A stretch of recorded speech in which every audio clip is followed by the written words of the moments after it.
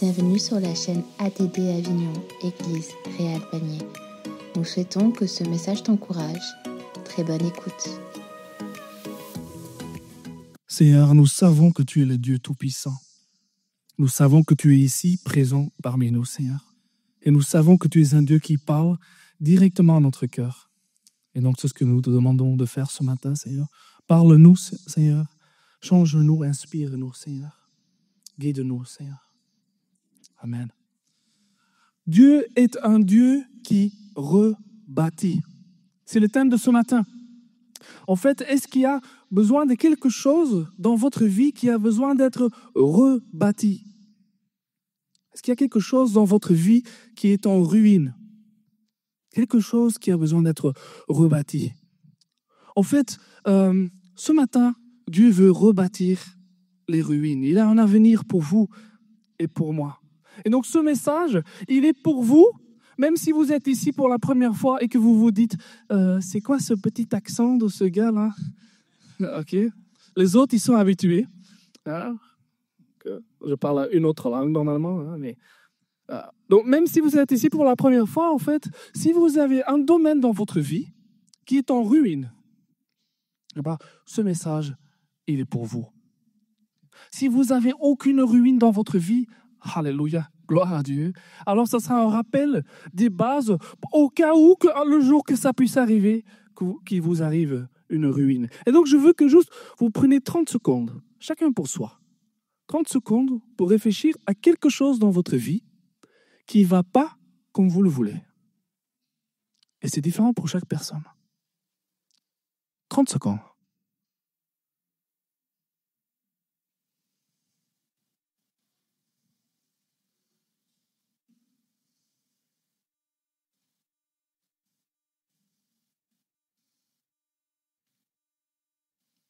Et ce que vous avez imaginé, ça vous appartient à vous. Je ne vais pas venir vous demander, alors, c'est quoi ta ruine dans ta vie? Ok, je ne suis pas là pour voir ça. En fait, peut-être pour vous, c'était difficile de trouver quelque chose. Ce n'est pas grave, on aura des exemples au cours de cette matinée. Mais ce qui est clair, c'est qu'on peut tous avoir des moments dans notre vie où on vit une ruine. On vit des moments difficiles, des moments où on semble perdu. Et donc, je veux parler de ce thème des ruines dans les prophètes. Quelqu'un a fait ces slides. Je remercie la personne sans l'affronter en l'en mentionnant. Mais donc, des ruines, en fait. Des ruines, c'est un thème notamment dans les prophètes, dans la parole de Dieu. Donc, vous savez, vous connaissez toute la parole de Dieu qui commence avec la Genèse, avec l'Exode, avec les Lévitique. Après, on a Josué, là, le pays promis. Après, on a les juges. Après, on a les rois. Et au fur et à mesure, on arrive dans la période des prophètes. Et donc, dans cette période-là, plusieurs fois, Dieu il va parler des ruines. Et c'est un contexte historique qui est difficile. C'est difficile, cette période. Vu que ce que vit le peuple pendant les prophètes, c'est l'exil, en fait. C'est un moment particulièrement difficile. Pas encore direct. Donc, après les jours de gloire avec David, avec Salomon, imaginez-vous les jours de gloire. Avec Salomon, le pays le plus grand. Il y a le palais de David, magnifique à Jérusalem. Il y a le temple, beau. Okay. Il y a le territoire n'a jamais été aussi grand. Après ça, vient une période difficile. Une période où le peuple, suis-moi, Dieu. Carrément, ne suit plus Dieu à certains moments. Israël et Juda deviennent deux États et ils se battent entre eux. Ils vont chercher de l'aide en Égypte, en Assyrie pour se battre contre l'autre. Ils font des intrigues et tout. Ils font tout sauf être le peuple de Dieu comme Dieu l'avait en tête. Il y a le danger de l'Égypte. Il y a le danger de l'Assyrie. Et il y a le danger de la Babylone. Donc ça va un peu comme ça. Hein. L'Égypte, après Israël, l'Assyrie, la Babylonie, les Perses. Il y a des dangers continuels. Et donc il y a beaucoup d'idolâtrie. Et dans cette période, le pays est en ruine. Le pays est en ruine car l'exil, en fait, qu'est-ce qui se passait à l'époque? C'était les Assyriens. À un moment, ils sont venus. Ils se sont dit, on va se battre avec les Israélites, ceux du nord. Et ils ont repris leur territoire. Et ils avaient l'habitude, quand ils reprenaient le territoire, de ramener les gens chez eux, en fait. Il faut s'imaginer un peu comme maintenant, il y aura quelqu'un qui vient ici et qui nous amène tous, souvent avec un fil dans le nez, littéralement, pour pouvoir suivre, pour marcher jusqu'en, je sais pas, j'ose pas mentionner un pays, vu que quelqu'un pourrait mal le prendre, mais pour nous amener dans un autre pays. Et alors, quelque part, on oublie Avignon, cette belle ville. On oublie la Provence, on oublie les oliviers, on oublie les figuiers, plus rien de tout ça. Quelque part, on se retrouve dans tout un autre contexte. C'est ce qui se passe avec l'exil. Et donc, l'exil, c'est une crise profonde dans la vie du peuple. C'est une crise d'abord spirituelle. Mais alors, Dieu, il n'était pas avec nous. Il n'était pas avec nous, Dieu, là. Comment est-ce possible que les Assyriens, ils arrivent comme ça et qu'ils nous chopent, qu'ils nous enlèvent nos femmes, nos enfants? Comment est-ce possible? Aussi, à l'époque, on croyait que s'il y avait une guerre entre deux peuples, que le peuple qui gagnait la guerre, c'était à cause du fait qu'il avait le Dieu le plus puissant. Un autre Dieu aurait-il battu Dieu? Non, mais c'est pas possible quand même. Une crise spirituelle, une crise cultuelle, c'est-à-dire une crise dans le culte. Où est-ce qu'on fait les sacrifices? Quand on n'a plus le temple de Jérusalem, où est-ce qu'on fait les sacrifices? C'est une crise d'envergure, une crise émotionnelle. Imaginez-vous 2 secondes. Le deuil de tous ces jeunes hommes tués, des femmes enlevées, des enfants tués. Il y a des passages dans la parole qui parlent de ça. Je ne vais pas vous les partager vu qu'ils sont tellement durs que quelque part les images font trop mal. L'angoisse. Qu'est-ce qui va devenir de nous maintenant? Où est-ce qu'on va aller? La séparation. L'un part d'un côté, l'autre part de l'autre. On n'est plus dans notre pays, on nous amène ailleurs. Une profonde crise émotionnelle, une profonde crise que chacun pouvait vivre. Chaque enfant pouvait sentir. Je ne suis plus chez moi. Là, les jeux que j'avais, je ne les ai plus là. Le pain que maman faisait, elle ne le fait plus. Papa, il est parti, il n'est jamais revenu.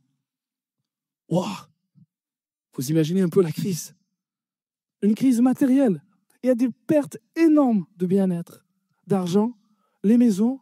Mais imaginez-vous que vous passez des temps, des années pour construire les champs avec le blé, ou avec les oliviers, ou avec les raisins. Tout est perdu, tout est brûlé. Les villes sont en ruine. Les attaquants, ils ont pris l'habitude d'arriver quelque part à une ville et d'enlever les murs de défense.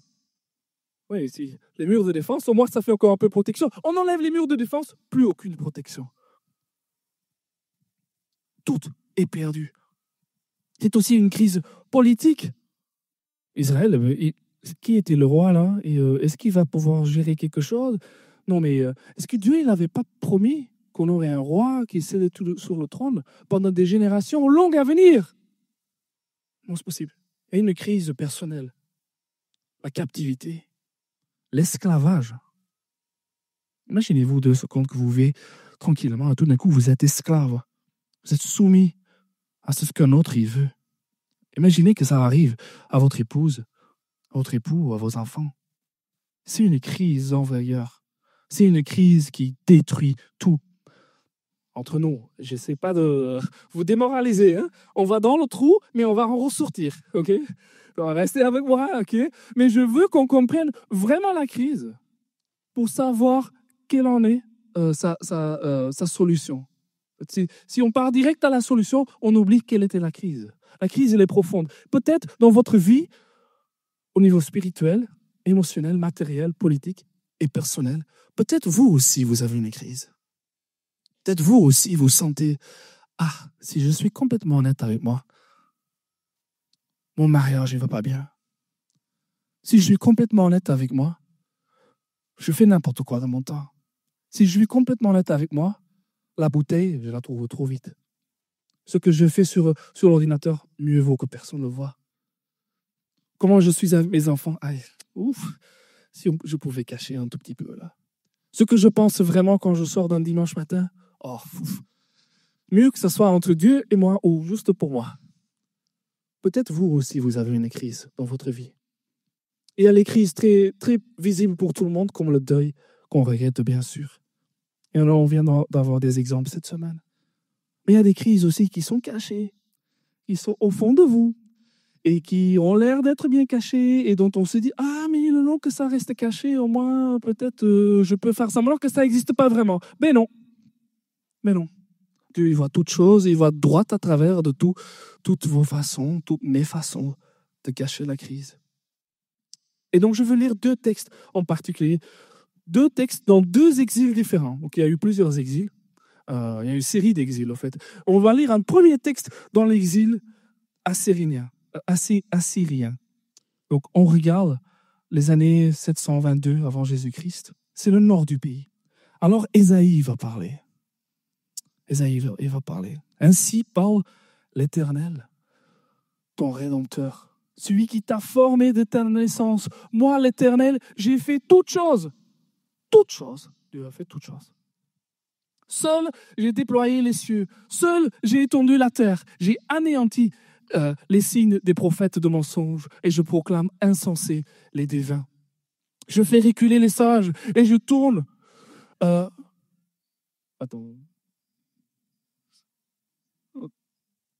Les devins, en fait. Ah oui, ok. Les devins confirment la parole de mon serviteur et j'accomplis ce que prédisent mes envoyés. Désolé. Je dis de Jérusalem, on arrive au point qui est vraiment important. Je dis de Jérusalem, elle sera habitée. Et des villes de Juda, elles seront rebâties. Et je relèverai leurs ruines.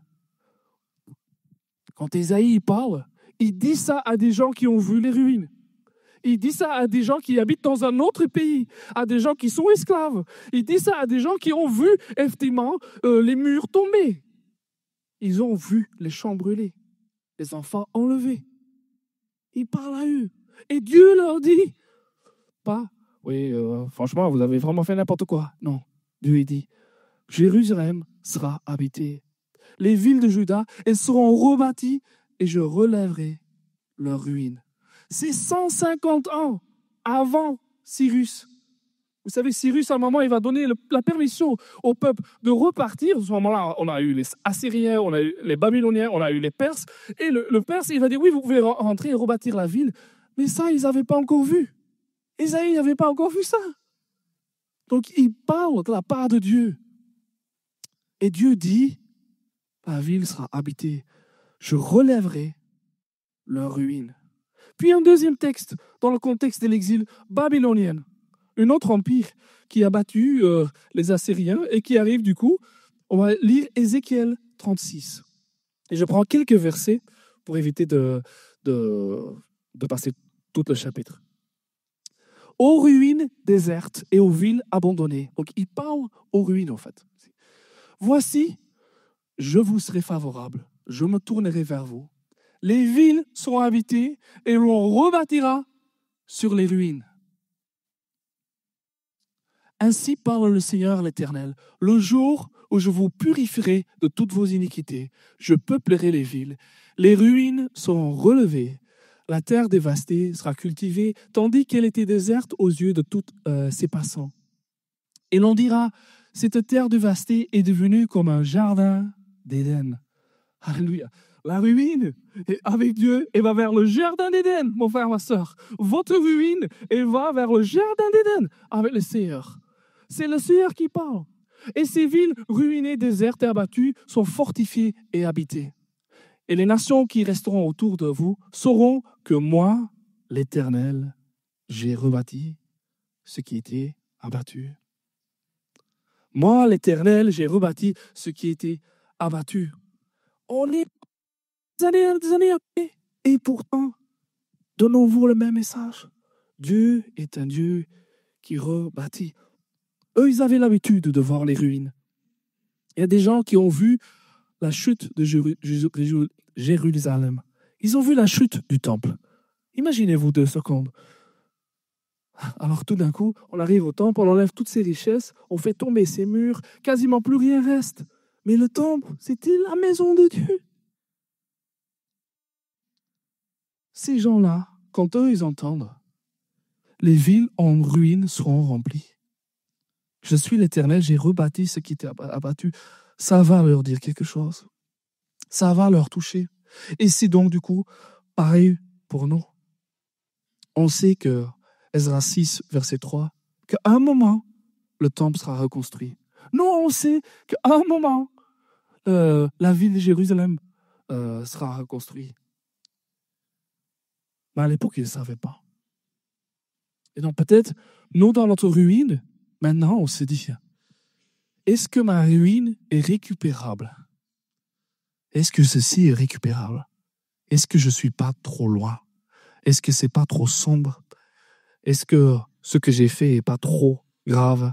Ou ce que je n'ai pas fait trop grave? Est-ce que je ne suis pas trop malheureux pour que Dieu puisse me secourir? Alors, le message aujourd'hui, c'est que dans sa grâce, Dieu ne nous laisse pas dans les ruines. Dieu ne veut pas vous laisser dans les ruines. Maintenant, vous pouvez écouter là et me dire, oh oui, c'est bien, dimanche matin, je vais une petite demi-heure, 20 minutes encore. Et après, oui, mes ruines, je me suis habitué à mes ruines. Et vous pouvez, ça peut vous toucher ou ça ne peut pas vous toucher. Le choix est entièrement le vôtre. La seule responsabilité que j'ai quand je partage la parole de Dieu, c'est de dire que les ruines avec Dieu, il peut les rebâtir. C'est une opportunité. C'est une opportunité dans ma vie. Je prêche aussi à moi-même. Les ruines dans ma vie, Dieu peut les rebâtir. Dieu est un Dieu qui rebâtit dans sa grâce. Votre mariage, il va mal? Dieu est un Dieu qui rebâtit. Vous croyez ça? Si votre mariage va mal, Dieu peut rebâtir. Ou comment on va en arriver après? Votre santé ne va pas bien. Dieu est un Dieu qui rebâtit. Votre cœur est en souffrance. Dieu est un Dieu qui rebâtit. Et dites-le avec moi si vous vous sentez concerné. Vous avez été victime et vous en portez les conséquences. Dieu est un Dieu qui rétablit. Vous êtes en deuil et votre cœur il fait mal. Dieu est un Dieu qui rebâtit. Vous êtes accro au jeu. Dieu est un Dieu qui rebâtit. À la pornographie, Dieu est un Dieu qui rebâtit. Il renouvelle l'esprit. Ça ne vient pas tout seul. Mais Dieu est un Dieu qui rebâtit. Vous êtes accro à l'alcool. Dieu est un Dieu qui rebâtit. Dieu aurait pu dire à ce peuple-là, oh, ça suffit vous. Je vous avais tout donné, je vous avais donné le peuple. Je vous avais donné le lieu, je vous avais donné le temple. Tout, je vous demandais juste de me suivre. Oh non, non, là, je ne veux plus savoir de vous. Non. Dieu, il n'a pas dit ça. Dieu, il a rebâti ce que le peuple a détruit.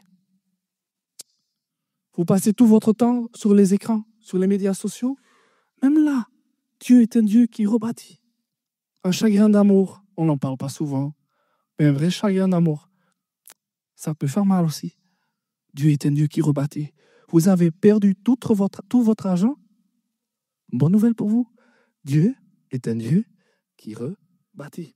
Vous êtes en dépression. Dieu est un Dieu qui rebâtit. Vous oubliez la nuit et pleurez le matin. Dieu est un Dieu qui rebâtit. Vous êtes accro au travail, vous faites que ça.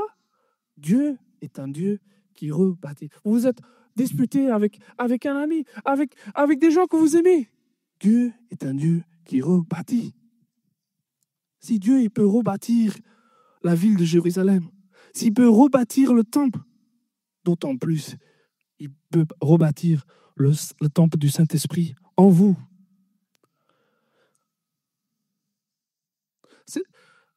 C'est facile, en fait. Chacun porte un peu son fardeau. Et au fur et à mesure, on s'habitue à son fardeau. En fait, on prend l'habitude, en fait, de certains problèmes. Et on les vit, on les trimballe dans notre vie. Mais en fait, il y a des choses que Dieu n'a pas en tête. Il y a des choses que Dieu n'a vraiment pas en tête pour vous. Et peut-être, vous vous dites, ah, Johan, ok, tu as peut-être quelques cheveux gris dans ta barbe, mais tu es encore jeune, tu n'as pas encore vu beaucoup de choses. Alors, tu ne sais pas combien je me suis battu, moi, pour faire les choses. Tu ne sais pas comment moi, je me suis donné pour faire les choses. Tu ne sais pas tout ce que j'ai essayé, le nombre de fois que j'ai jeûné, le nombre de fois que j'ai prié, tout ce que j'ai fait. Tu ne sais pas combien je me donne à chaque fois de nouveau. Tu ne sais pas combien j'en pleure de ma ruine. Pourquoi tu fais comme si c'était juste comme ça, un claquement de doigts. Comme mon frère, ma soeur, ce n'est pas ce que je suis en train de vous dire. Je ne veux pas croire que c'est juste un claquement de doigts. Vous venez tout à l'heure devant et baf, tout est réglé et votre ruine, elle est rebâtie. Ce n'est pas une baguette magique. Ça, je ne veux pas vous faire croire que ce soit la baguette magique, mais je veux croire sur ce que la parole de Dieu dit, c'est que Dieu est un Dieu qui rebâtit. C'est son caractère. C'est ce qu'il a fait d'Éden à la croix. C'est ce qu'il a fait entre la crucifixion et la résurrection. Comme le pasteur le disait, Dieu peut rebâtir. Comment alors rebâtir? Je n'allais pas vous laisser là quand même, non? Ça aurait été un peu facile. Hein? Tout le travail reste avec vous et avec Dieu. Donc tout ce que je vais vous partager, honnêtement, c'est assez imparfait vu que c'est ce que moi j'ai compris de la chose. Et peut-être vous avez compris autre chose. Et vous pouvez mieux vous connaître vous. Donc ne prenez pas ça comme une sorte de guide que vous devez suivre. Prenez ça plutôt comme les premiers secours. Okay? Déjà, ça peut vous aider un tout petit peu dans les premiers secours, mais c'est pas à moi de dire certaines ces choses, c'est à l'Éternel. Mais je vais essayer de m'inspirer de la parole de Dieu. On va lire Hébreux 11, verset 10. Car il, c'est Abraham ici, attendait la cité qui a de solides fondements, celle dont Dieu est l'architecte et le constructeur. C'est une petite phrase comme ça en Hébreux 11. Vous savez, là, la liste de toutes les gens de la foi. Dieu est l'architecte. Vous voulez que rebâtir votre vie, il faut que Dieu en soit l'architecte. Ça a l'air tout bête. Pour ceux qui ont déjà eu des problèmes de maison, de fondement et tout ça, ils savent qu'un architecte, ça vaut quelque chose. Hein. Le nombre de fois aussi que M. Berton m'a dit, « Oh, à l'époque, quand on construisait cette église, et il voyait arriver Madame Bonfils, qui est du coup un architecte de l'église, si vous ne le savez pas. En vrai, ils se disaient tous un peu, bon, qu'est-ce qu'elle va nous dire, elle? Qu'est-ce qu'elle connaît? C'est surtout à l'époque, qu'est-ce qu'elle connaît, elle, de construire un bâtiment de cette taille, avec tellement de complexes? Ben oui, de choses complexes dedans. Ben oui, et dès qu'il parlait avec elle, en fait, on voyait, l'architecte, et c'est ce qu'il fait. Et la preuve, on est là. Hein. Merci encore, madame ma fille. Merci aussi à toutes les frères et sœurs qui ont bâti tous les samedis, tous les week-ends et tout ça, cette église. Mais un architecte, ça ne se remplace pas. On ne s'invente pas architecte. Et je peux vous dire, j'ai essayé d'être architecte dans ma propre vie. J'en suis pas très doué. Hein? Peut-être vous êtes plus doué, mais moi, je préfère que Dieu il soit l'architecte. Que le Saint-Esprit, le BTP Saint-Esprit, il a plus de compréhension de rebâtir que moi. Okay, donc on va commencer avec ça. On va lire le psaume 121, 127a. Je vous donne quelques versets quand même, car ça nous nourrit l'âme. Okay? Si une maison...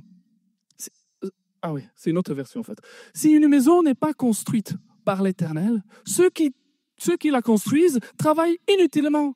Si une ville n'est pas gardée par l'Éternel, celui qui la garde veille inutilement. Alors, le petit quiz, pour 3 points, qui a écrit ça? C'est un psaume. Qui a écrit ça? Qui dit David? C'est un bon choix, avec David, il a écrit beaucoup de psaumes. Qui dit Achaz? Ça aurait pu être Achaz aussi. Un autre qui n'a pas écrit beaucoup de psaumes? Salomon. De quelle maison il parle, lui? Quelle maison il a bâti, lui? C'est le roi qui a bâti le temple. Le roi qui a bâti le temple à Jérusalem, lui, il dit, si une maison n'est pas construite par l'Éternel, ceux qui la construisent travaillent inutilement. Donc, mon frère, ma sœur, non seulement Dieu doit être l'architecte, il doit aussi être là dans toute la procédure. Il doit être là pour guider la construction. Si c'est nous qui disons, OK, merci Seigneur, là j'ai compris, et là j'y vais, avec toute ma bonne volonté, je vais. 2-3 jours après, le fardeau il devient de nouveau lourd et on perd le cours de route. On a besoin de se fier à Dieu pour que ça soit lui qui construit la chose. Moi, ça m'a touché quand j'ai vu, ça m'a jamais frappé que c'était Salomon qui avait écrit ce psaume. Je connais la phrase. Si l'Éternel bâtit la maison, ceux qui la bâtissent travaillent en vain. Moi, je ne veux pas travailler en vain. Mais que ce soit Salomon qui le dit. Lui, il le sait. Dieu doit être l'architecte de notre reconstruction. Ce n'est pas notre sagesse. Ce n'est pas notre volonté. Si vous voulez utiliser votre volonté, utilisez-la pour pleinement adorer Dieu, pour pleinement vous rapprocher de Dieu. mais pas pour essayer tout même de tout régler. Il y a une partie qui est éternelle, et on va y venir. Mais la base, l'architecte, c'est Dieu. Celui qui construit, c'est Dieu. On va lire 1 Corinthiens 3. 1 Corinthiens 3. Et je vous dis d'avance, je vais le tirer un tout petit peu de son contexte. Okay? Ici, en 1 Corinthiens 3, au fait, Paul, il parle à l'église de Corinthe et eux, ils se disputaient. Ah non, mais moi je suis de Paul, moi je suis d'Apollos, et moi je suis de Thomas, et moi je suis. Ils se disputaient entre eux, au fait, qui était d'où, en fait, et qui était le plus important. Okay? Et Paul va leur dire, en fait, non mais attendez, le long que vous bâtissez sur le fondement qui est Christ, on peut discuter, mais pas un autre fondement. Et donc, personne ne peut poser un autre fondement que celui qui a été posé, savoir Jésus-Christ. Un fondement, en fait, c'est la base. C'est la partie invisible. Vous savez ça? C'est la partie invisible. J'ai fait un petit clin d'œil à certains de nos frères ici. Mais il y a une partie invisible dans la fondation. Vous avez déjà eu des problèmes de fondation? Vous avez des problèmes avec votre bâtisse. Il n'y a pas de doute sur ça, c'est douloureux. Mais cette partie invisible, elle donne la stabilité. Elle rend la chose fixe, stable, pérenne. Une bonne fondation, même une fondation qui a été faite il y a 150 ans, s'il a été fait dans les règles de l'art, dure énormément de temps. Paul nous encourage de prendre Jésus-Christ comme notre fondation. Je suis toujours confus, hein? Fondement, fondation, mais écoute, vous choisissez le mot que vous voulez. Mais la partie qui est sous la terre, que personne ne voit, qui est la base de toute la bâtisse. Donc une partie de notre restauration est tout simplement Jésus-Christ. Lui, il est la force de notre bâtiment. C'est important. Notre fondation, si elle est l'anxiété, qu'est-ce que ça va faire avec la bâtisse? À gauche, à droite. Si notre fondement est le désir de justice, on a fait mal, je suis en rage, si je pouvais ça.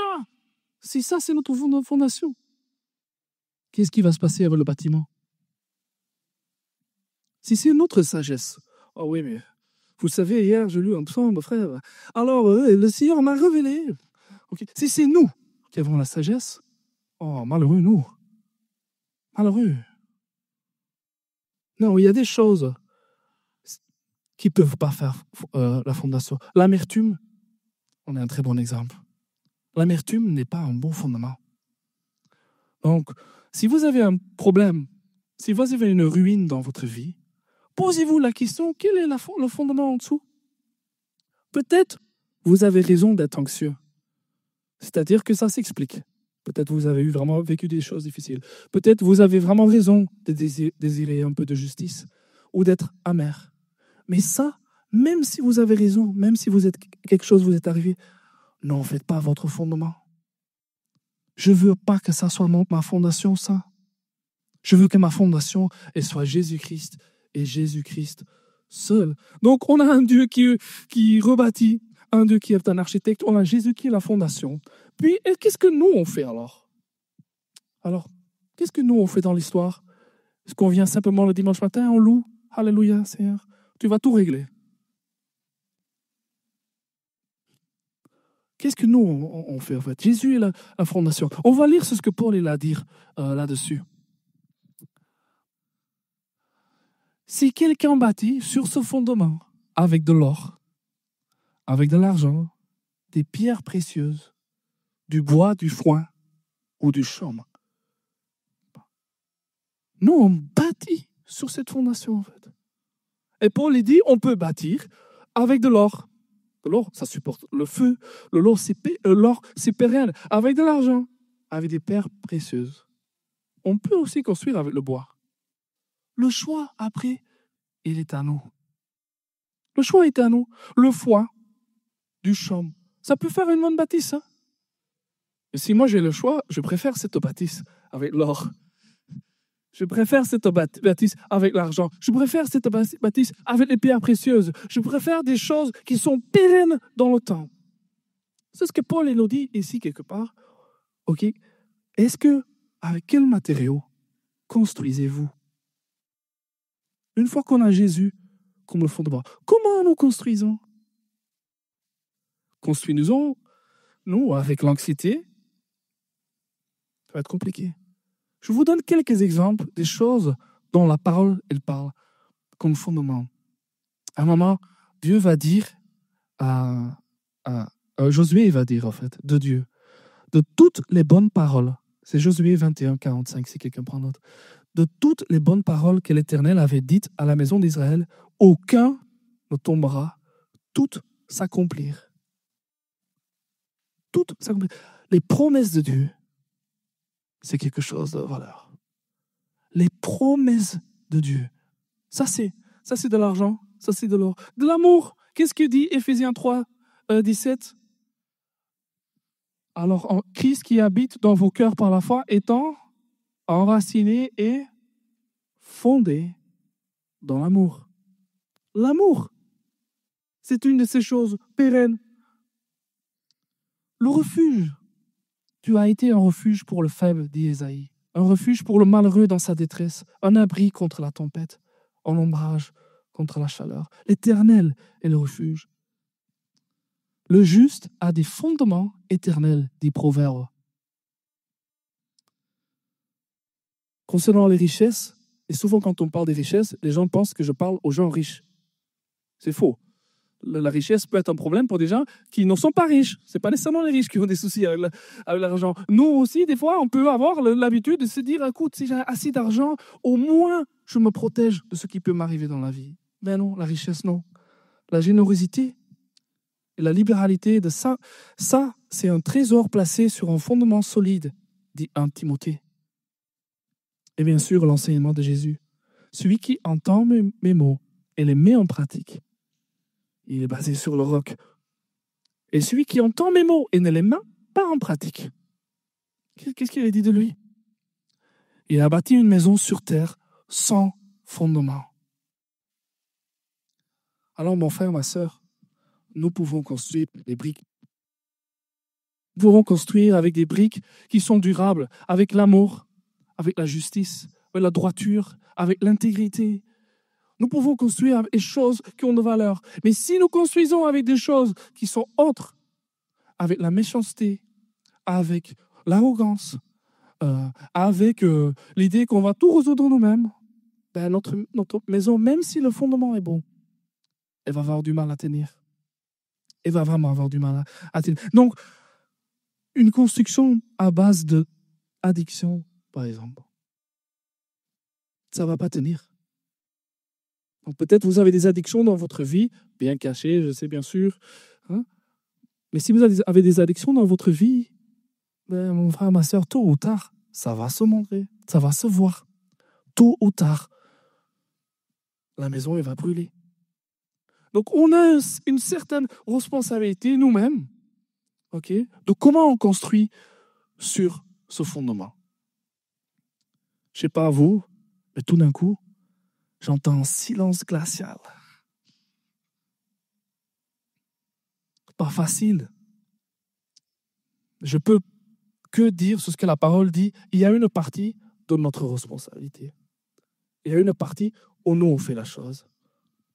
Et ce n'est pas uniquement nous, on fait tout un peu à notre sauce et finalement, Dieu il vient tout régler. Non, Dieu nous demande à nous aussi de faire les bons choix.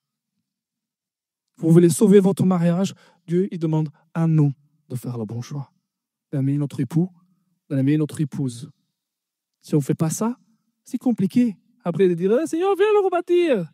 Oui, mais si je le rebâtis, quelle brique vas-tu utiliser pour le rebâtir? Si ce n'est l'amour, le pardon. Et ces briques, moi, dans ma vie, à moi, je lis les évangiles, je regarde comment Jésus il est avec les autres.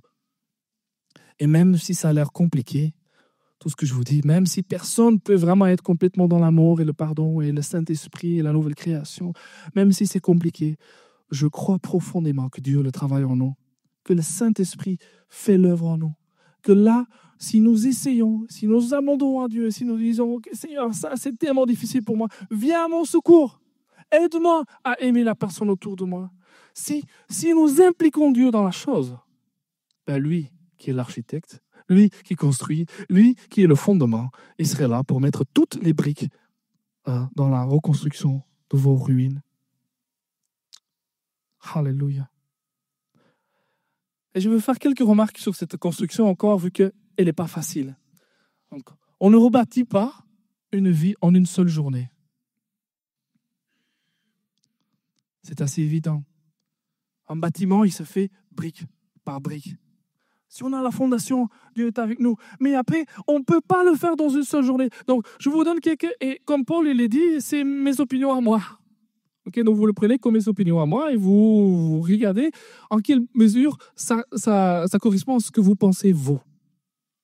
Il faut le temps pour rebâtir. Ça prend le temps pour rebâtir les choses. Si vous vivez un deuil, ça prend un peu de temps.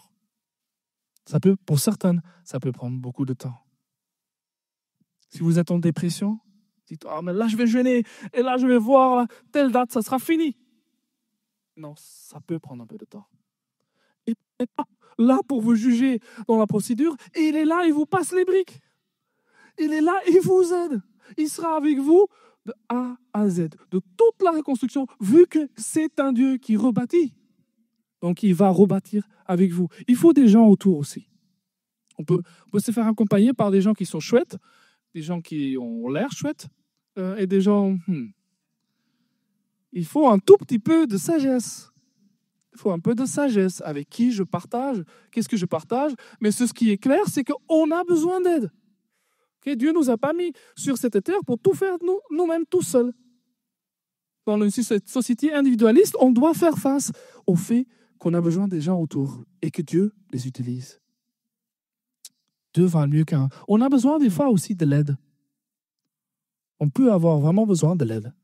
Si vous êtes en dépression et que vous essayez depuis longtemps de vous en sortir, peut-être vous avez besoin d'aide. Si vous n'êtes pas le premier ou la première à qui ça arrive, il n'y a aucune honte de vous sentir mal. Aucune honte de vous sentir mal. Aucune. Peut-être il n'y a aucune honte de demander de l'aide. Demander de l'aide, au fait. Ça me donne toujours l'admiration dans les gens. Si quelqu'un sait, il y a quelque chose qui ne va pas dans ma vie, et qui va chercher de l'aide, waouh, ça c'est un courageux. Ça c'est quelqu'un qui fait changer les choses. Ça c'est quelqu'un qui ne reste pas sur ce qui ne va pas. C'est quelqu'un qui affronte ses peurs. C'est quelqu'un qui affronte la honte. C'est quelqu'un qui affronte les autres pour aller chercher de l'aide. C'est beau. Donc si vous savez longtemps que vous hésitez, je devrais peut-être chercher de l'aide, vu que visiblement, je ne m'en sors pas tout seul. Mon frère, ma soeur, ceci, c'est votre appel. Cherchez de l'aide si vous en avez besoin. Si vous avez besoin de savoir quelle aide, où est-ce que je peux aller, je suis sûr qu'avec l'équipe pastorale, ils peuvent vous guider. Il y a des gens, il y a des psychologues chrétiens aussi qui croient profondément en Dieu et qui peuvent faire un petit bout de chemin avec vous. Il faut aussi accepter qu'on a mal. Il faut accepter que ma vie est en ruine ou un domaine de ma vie est en ruine. Si on ne l'accepte pas, c'est compliqué. Dieu, il ne va pas venir en tant qu'architecte. Allez, pousse-toi là, t'as rien compris. Allez, je vais faire. Non, il ne va pas faire ça. Dieu, il vient quand on l'invite. Il ne force pas les choses. Donc, pareil pour nous. Il faut du courage. Il faut la prière. Il faut la patience. Mais je vous garantis, même si ça ne se fait pas par une seule journée, Dieu est un Dieu qui rebâtit. Et le fondement, il est là pour vous. La force du Saint-Esprit pour traverser ceci au plus vite dans la mesure du possible, il est là. Dieu peut reconstruire les choses, il peut rebâtir. Si vous êtes allié avec Dieu, quelle force d'avoir Dieu comme architecte, quelle force de l'avoir lui en nous, dans notre vie, qui peut nous... Alléluia. C'est peut-être pas en une seule journée, mais c'est clair que Dieu il est bon. C'est clair que Dieu il ne va pas vous abandonner si vous luttez. On va peu à peu venir à la conclusion. Et j'ai 2-3 petites pensées encore à vous partager. Je ne vais pas rester très longtemps dessus. Mais il y a un autre texte que j'ai lu à Amos 9. Et on ne va pas tout lire. Et même si, vous savez, on ne va même pas la lire maintenant. Mais ceci, de nouveau, c'est une promesse, une troisième fois dans les prophètes, que Dieu va réparer les brèches, qui va rebâtir les ruines. Et vous savez quand ça a eu lieu, cette promesse? Cette promesse a lieu avant l'exil. Avant l'exil. Donc avec Dieu, en fait, il avait déjà prévu la chose. Dieu a prévu la reconstruction avant la destruction. Mon frère, ma soeur, Dieu prévoit la reconstruction dans sa sagesse avant la déconstruction. La destruction, pardon. Dieu prévoit la chose déjà. Moi, je trouve ça magnifique. À Amos, si moi j'aurais habité à Jérusalem, et il vient dire, je ne sais même pas si c'était à Jérusalem où il était, mais s'il vient dire, ah oui, non, mais je vais rebâtir les ruines. Je dis, mais quelle ruine? De quoi tu parles? Je ne vois aucune ruine. Je ne vois pas de quelle ruine tu parles. Et pourtant, Dieu, il dit déjà, moi, je vais rebâtir les ruines. C'est pareil dans notre vie. On peut vivre avec la peur de ce qui arrive. Oh, qu'est-ce qui peut m'arriver encore quand on est traumatisé? Qu'est-ce qui peut m'arriver encore et encore et encore et encore? Dieu, il a déjà prévu la reconstruction avant que la chose se casse. Quelqu'un peut dire Amen. Dieu, il a déjà prévu la reconstruction avant la destruction. Mon frère, ma soeur, ça veut dire qu'il est vraiment avec vous. Deuxièmement et dernièrement, vous êtes en bonne compagnie. Moïse, il a connu des ruines. Il tue quelqu'un, il part dans le désert, et oh, sacrée ruine. Hein? Alors si moi je voulais venir en tant que le gars qui sort à Israël d'Égypte, c'est peut-être pas comme ça que j'aurais commencé. Ou les ruines de Joseph. Vous pensez qu'il n'a pas connu la dépression, Joseph? Abandonné par ses frères. Toutes ces années, nous on voit le Joseph qui est presque comme un demi-pharaon. Mais le Joseph tout seul dans ses prisons, ce n'est pas les prisons d'aujourd'hui, le PlayStation. Hein. C'est des vraies prisons. Donc ce Joseph-là, il a connu des ruines. Et Naomi, ça ne suffit pas que son mari décède. Aussi son fils, et maintenant son autre fils. Elle se renomme Amertume. Elle se renomme. Dis-moi, ça suffit là. Cette vie, je la vivrai, je vais mourir ici quelque part dans un coin. C'est bon, j'ai fait ma part. Moi, je suis Amertume à partir de maintenant. Pareil pour Paul. Quelle idée de venir prêcher l'évangile si d'abord tu tuais les chrétiens? Je pense qu'il a dû avoir quelques problèmes quand même, quelques luttes quand même. Qu'est-ce que j'ai fait? Qu'est-ce que j'ai fait? Et pourtant, nous sommes en bonne compagnie. Donc si votre vie est en ruine, mon frère, ma soeur, vous êtes en bonne compagnie, Dieu il a déjà prévu la reconstruction. Alléluia. Alléluia, ça ne doit pas s'arrêter là. Et donc la question que nous avons pour vous ce matin, c'est alors, est-ce que Dieu peut reconstruire votre ruine? Est-ce qu'il peut faire ça? Et nous allons chanter un chant après. Et c'est vraiment un moment pour vous, en fait. Comme je vous ai dit, c'est pas quelqu'un d'autre de parler de votre ruine. Mais si vous avez une ruine dans votre vie, ne laissez pas le moment passer. Saisissez les vérités de la parole de Dieu et dites-vous, ah ouais, moi, cette ruine-là, elle ne restera pas comme ça. Elle ne restera pas comme ça. C'est peut-être une ruine qui est dure à voir. Le fait que vous passez 10, 12 heures par jour à travailler et que toute votre vie a l'air de le travail, c'est dur. Ça crée aussi des ruines. Dieu ne nous a pas créés pour ça, en fait. Donc, repensez à cette ruine au tout début, quand on a pris 30 secondes. Et posez-vous la question, est-ce que je peux rebâtir? Est-ce que Dieu peut te poser cette question? Est-ce que je peux rebâtir tes ruines? Nous allons chanter un chant qui dit « Christ est ma seule fondation ». Et si vous sentez, oui, moi, effectivement, j'ai besoin de prière. Moi, j'ai besoin que tu viennes, Seigneur, et que tu viennes dans mes ruines. Alors, c'est votre moment. Si vous voulez de la prière, approchez-vous. Si vous voulez un encouragement, approchez-vous. Mais surtout, même si vous faites rien de tout, faites peur. Cet appel à Dieu, cet appel qui dit, Seigneur, prends mes ruines. Seigneur, je proclame. Seigneur, Nous proclamons que tu es le Dieu qui rebâtit, Seigneur. Nous proclamons, Seigneur. Nous voulons te donner toute la gloire de ça. Nous proclamons que tu es l'architecte, Seigneur. Construis, Seigneur. Nous proclamons que toi, on a une bonne fondation, Seigneur. Viens, Seigneur. Viens dans notre vie, Seigneur. Viens, parle dans les recoins de notre cœur qu'on arrive si bien à cacher, Seigneur. Et fais une différence, Seigneur. Moi, je ne veux pas continuer, Seigneur, sans que tu interviennes dans mes ruines, Seigneur. Moi, je ne veux pas continuer sans avoir proclamé que tu es un Dieu qui rebâtit, Seigneur. Tu es tout-puissant, Seigneur. Tu vois toutes choses, Seigneur. Accepte notre cœur ce matin, Seigneur. Amen.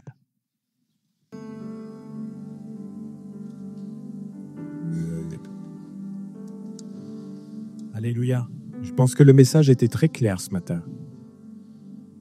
Et je crois qu'on peut dire d'une manière très sincère que d'une manière ou d'une autre, nous avons besoin que Dieu rebâtisse quelque chose. En tout cas, nous avons besoin que Dieu continue de construire quelque chose avec nous. Parce que peut-être que le plus dur a déjà été rebâti, mais qu'il reste encore des choses à construire. Peut-être que ce qui vous a fait le plus souffrir a déjà été rebâti, mais il reste encore beaucoup de choses à construire. Alors ce matin, ne soyons pas dans le déni, ne soyons pas non plus en train de nous observer les uns et les autres, à se dire, tiens, et si je me lève, et si je manifeste cette vulnérabilité, qu'est-ce qu'on va penser de moi? Franchement, moi j'ai encore pas mal de choses à rebâtir et à construire. Et j'ai envie de dire au Seigneur, avec vous je crois ce matin, continue Seigneur. Continue de bâtir, continue de construire. Puis acceptons peut-être ce matin d'aller là pendant quelques minutes, pendant quelques instants, dans un endroit qui est peut-être un peu sombre dans notre cœur. Acceptons de dire au Seigneur, jusqu'à présent, j'ai eu peur d'affronter cette noirceur dans mon cœur, mais ce matin, j'ai envie de faire face, Seigneur. Moi, je ne vais pas vous demander de venir me voir et de me dire, voilà, c'est ça qu'il y a dans mon cœur. Ce n'est pas ça qui est important. Ce qui est important, c'est ce que Dieu sait déjà et ce que vous allez en faire maintenant. Alors, je ne vais pas vous inviter à vous avancer sur le devant, mais par contre, ce qu'on va faire, c'est qu'on va fermer nos yeux, on va baisser nos têtes, pendant que tous nos bien-aimés là derrière nous, ils vont chanter ce chant « Christ est ma seule fondation ». Moi, je voudrais prendre juste quelques minutes pour faire un appel maintenant, alors qu'on a les yeux fermés, les têtes baissées. On est là devant Dieu, c'est un moment sérieux, c'est un moment solennel, important. Ce matin, tu peux vivre un kairos, un moment de Dieu. Quelque chose qui est hors du temps. Et Dieu, dans sa puissance, peut agir d'une manière extraordinaire. Il peut y avoir une semence qui arrive ce matin et qui va porter un fruit que tu ne peux même pas imaginer. Et c'est vrai, il ne faut pas forcément s'attendre à ce que ce moment de Dieu ce matin soit une réponse instantanée à ton besoin. Ça peut être le cas, mais il faut s'attendre à ce que le fruit soit glorieux. Et moi, je voudrais t'encourager à ça. Alors, si cette parole a résonné dans ton cœur ce matin, je t'invite à te lever à ta place. Personne ne te regarde. Moi-même, j'ai les yeux fermés. Je ne veux influencer personne. Mais lève-toi à ta place. Un court instant. Fais face. N'aie pas peur. Sois courageuse. Sois courageux. Prends position ce matin. Prends position ce matin. Parce que oui, peut-être que tu en as marre. Tu en as marre le matin, tu te lèves et ce que tu constates, ce que tu vois, ce qui est là, ce sont des difficultés, ce sont des ruines, ce sont des choses que tu traînes jour après jour, mois après mois. Et maintenant, ce matin, tu dis maintenant, ça suffit. Seigneur, je vais faire face. Et je me présente devant toi. Et peut-être pour d'autres, la majorité des choses les plus difficiles de votre vie sont derrière vous. Mais vous vous dites, Seigneur, je me suis un peu arrêté en chemin là. Je veux continuer de construire avec toi.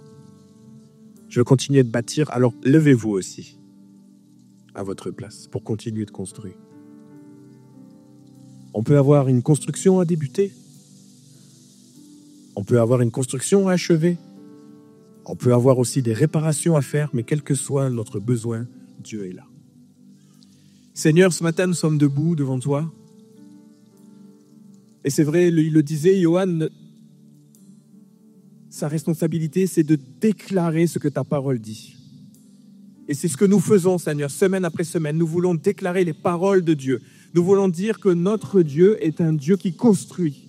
Notre Dieu est un Dieu qui rebâtit. Notre Dieu est un Dieu qui n'a pas peur de faire face à des ruines et qui n'a pas peur de mettre les mains là où il faut mettre les mains. Nous avons un Dieu qui a donné une provision merveilleuse. Jésus-Christ crucifié sur la croix, dont le sang a coulé. Et ce sacrifice est suffisant. Ce sacrifice est parfait. Ce sacrifice est suffisant pour que nous puissions nous relever, pour que nous puissions rebâtir et pour que nous puissions faire face à ce qu'il y a de noir dans nos cœurs aujourd'hui. Et ce matin, je prie, Seigneur, pour mes frères, pour mes sœurs, pour tous ces amis qui sont devant moi et qui sont debout et qui prennent cette position. Dans le nom de Jésus, manifeste ta grâce dans leur cœur et dans leur vie et montre-leur que la graine qu'ils sèment aujourd'hui et qui va mourir en terre va porter beaucoup de fruits pour la gloire de ton nom.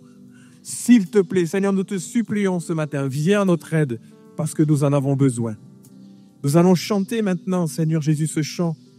Et pendant que nous chantons ce chant, Seigneur, œuvre dans nos cœurs.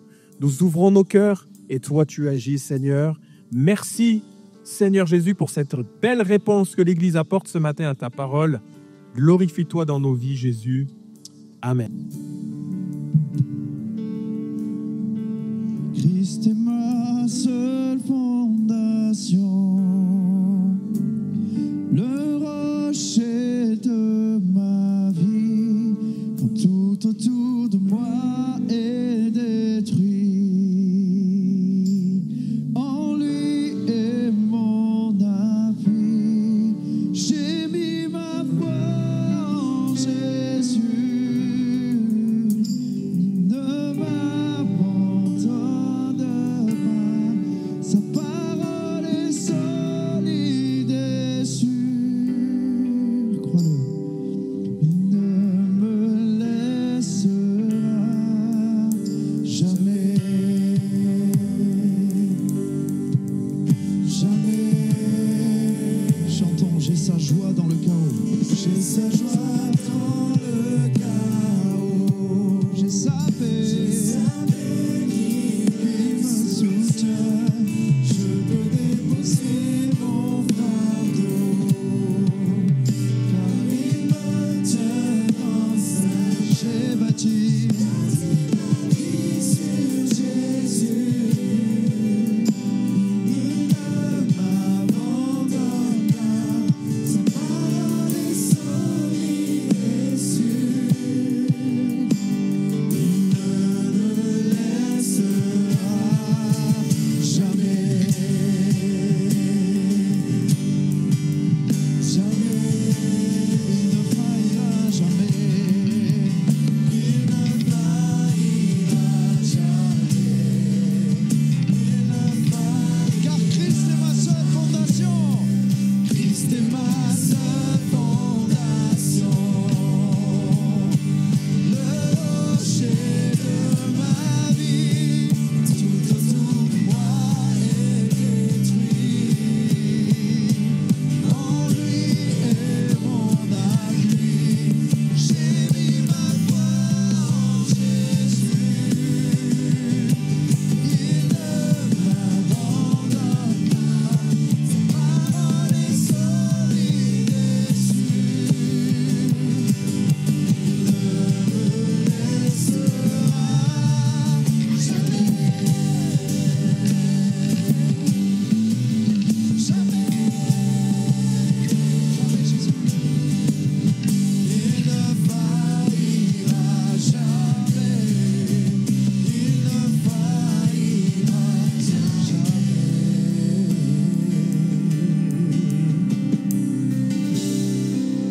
Que cette promesse t'accompagne aujourd'hui.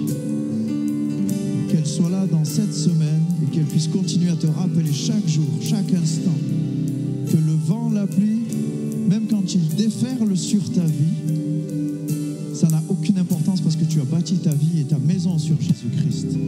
Alors prends ce passage-là comme une promesse que cette semaine, tout ce qui va déferler sur ta vie soit anéanti dans le nom puissant de Jésus. Parce que ta fondation et les matériaux que tu as choisis sont les bons.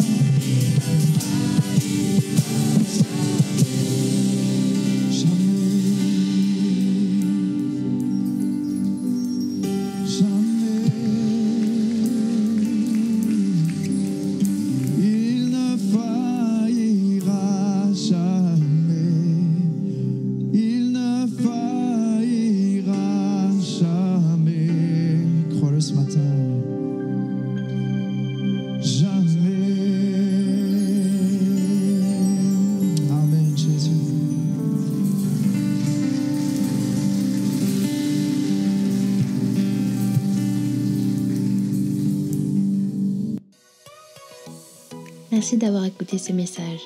Si tu apprécies ce podcast, alors abonne-toi et partage-le à ton entourage. Que Dieu te bénisse et à très bientôt.